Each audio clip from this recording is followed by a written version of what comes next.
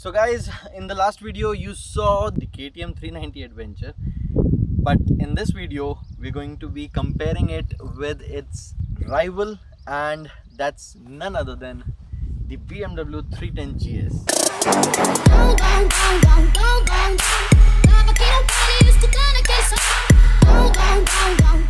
So in the last video you saw how the 390 works, and we had to bring something which is in rival with the KTM, and we bought this motorcycle. This is the GS 310. Now, to compensate on the windscreen and stuff like that, we have something which is already installed on it. This is a friend's motorcycle. Thanks to Aditya Vijay Raghavan for giving this to us, and you'll see in the video how this bike rides against that. There are like a lot of differences. You've seen the power figures, they are all over the internet, so you can Google them. But the main point is how these bikes are different and same altogether. Both are adventure motorcycles, both have long travel suspension, but this one has more power in it. However, I felt this is nonetheless. In the last video you saw how the 390 is, what are the number of equipments on the motorcycle. On GS, this is quite a simpler model. Suspension on this bike is seriously amazing. Although this is a simpler version, this is more expensive. This is almost 3.5 lakh ex showroom, and comparing it with the KTM, that is like 3 lakh ex showroom. That's not the point. The major point is how both the motorcycles handle. Even the engine on this thing is like robust. This doesn't have all the equipment. Both of the levers are non-adjustable. But on both the motorcycles, you can see that you can remove the rubber unit on it. As you can see, the BMW looks really big if you compare it with the KTM. This is still old school. Indicators are not the LED unit. Also, the headlight up front, like there's no LED on it. Parking unit is by Brembo. The seat height is again a factor because you do not feel the BMW too high because it settles down once you sit on it. I still feel that this is way more comfortable in terms of seating. Also gives you lumbar support here. Also, both the motorcycles are cost effective because most of the parts are made in India. The BMW is being manufactured by TVS. On the other hand, KTM is being manufactured by Bajaj. So you do not have the problem regarding the spare parts. Although BMW have very less number of dealerships across India, but again, this is a problem-free bike. If you talk about the alternative problem that occurred a few months back, that has been resolved by BMW. Both the motorcycles are equipped with 19-inch front wheel. Both are alloy wheels, and I seriously wish both of them could have the spoke wheel. Talking about the windscreen, this is still a bigger windscreen. If you talk about this, on the stock motorcycle you have a smaller windscreen, so there's a lot of difference in terms of aerodynamics. On the highway, I think this is comfortable. This is also comfortable, but once you have an aftermarket screen installed on it. So in the last video you saw that I sat on the KTM 390 and told you that it was not too much comfortable if you take this motorcycle off-road. But if we talk about this angle, if you can see, it is way better than the KTM, and then you have a lot of space here, and you can tuck in your knees, and that makes a lot of grip. On the other hand, on the KTM, your feet is a bit backward, which is not adventure friendly. That's what I think. Rest, it is totally up to you guys how you like to ride. However, if you talk about the comfort level while riding, that you will see in the video later on. But as if for now, both of them are great machines, and I think it is totally up to you on your personal preferences how you choose. The rest you'll see in the video.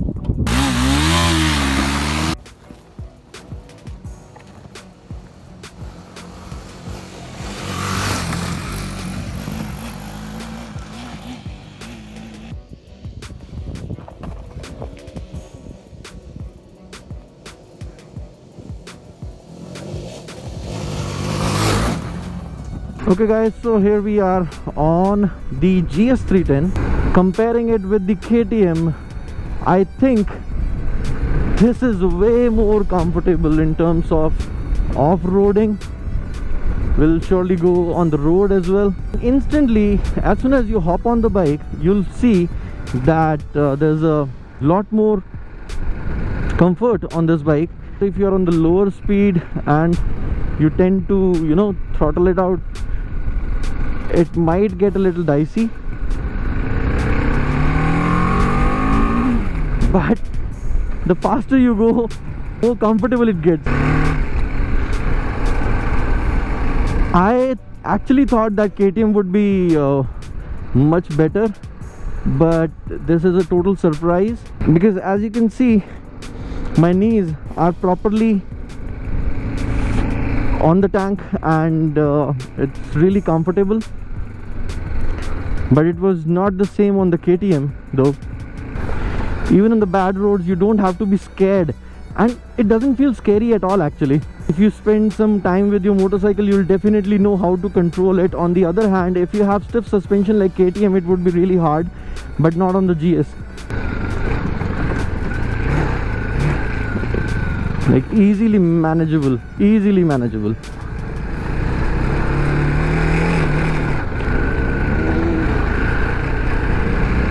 I'm enjoying a lot more on the GS somehow. Okay. Oh, nice, really nice.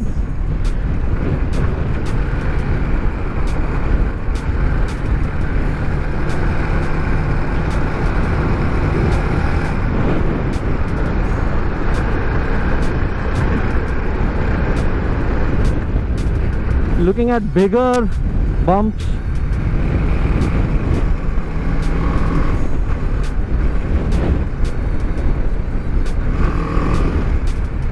Oh, nice.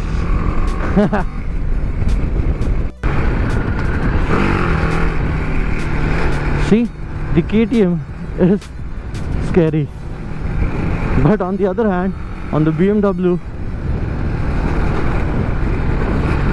you don't have to be worried, because the rear suspension is also taking care of your movements.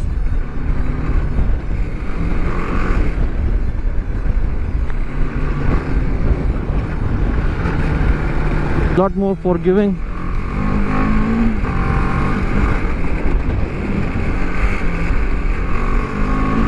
And especially there is no traction control, and you can turn off the ABS on this. And after 5,000 RPMs, you can listen to that growl because of the ram air assist that you get on this bike.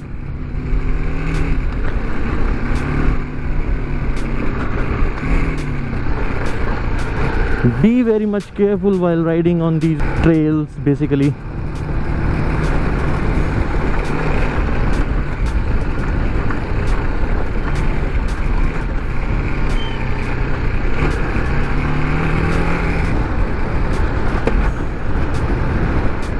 The suspension on this also tends to bottom out, but if you're really interested in having the KTM equipment, what you can do is you can always change the suspension setup, but that might not work with the geometry.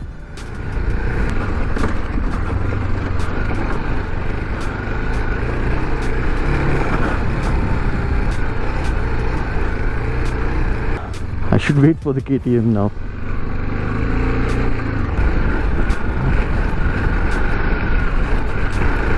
Oh, wow. Oh my god, you can trust this machine. This is engineering at its best. Also, you guys will notice that while turning, the turning radius on the BMW is smaller. The rider on the KTM is still struggling a bit because of the suspension. I know he's not comfortable. There should be a machine, just like, see, I'm doing one hand riding right now. So this is the thing, that your machine needs to be so much reliable that you don't have to worry about the machine and actually enjoy the view. That is what adventure riding is all about, and I think BMW have actually nailed it. The maneuverability is also amazing on this.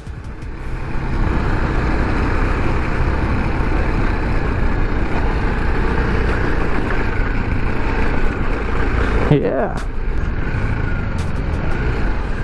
Okay, so we are on the highway now, and gosh, what a trail it was. And even on the highways, I think BMW is nailing it. It's so much easy to ride. I'm not feeling any sort of bump here. My back is fine, unlike the KTM. I think giving all the goodies is not everything. You have to make a good motorcycle. I know that is quick and everything, but I'm not going to the racing. I want a reliable machine which can go everywhere. You see, these are the bad roads I was talking about, and the suspension is soaking it all. And then there's this traffic.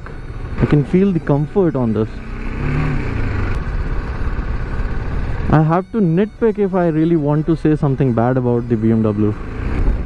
Now I really understand why BMWs are expensive. I never thought that I would praise this motorcycle in front of that. That's a beautiful looking machine altogether.